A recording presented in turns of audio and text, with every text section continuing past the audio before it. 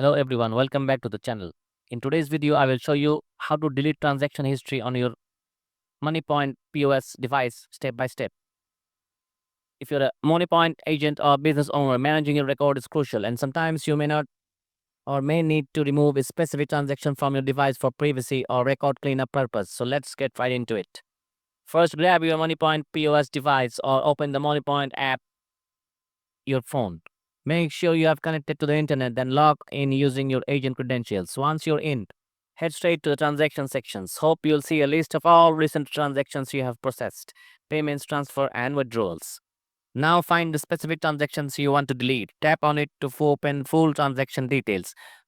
Once you're inside the details page, look carefully. There should be a delete or remove button either at the bottom of the screen or under the options menu. Tap that button. The system will ask you to confirm the deletion. This is just to make sure you are not deleting anything by accident. Confirm, and just like that, the transaction is removed from your visible history. Now, a quick note: some version of the Moniepoint system may restrict permanent deletion or ensure for transaction traceability.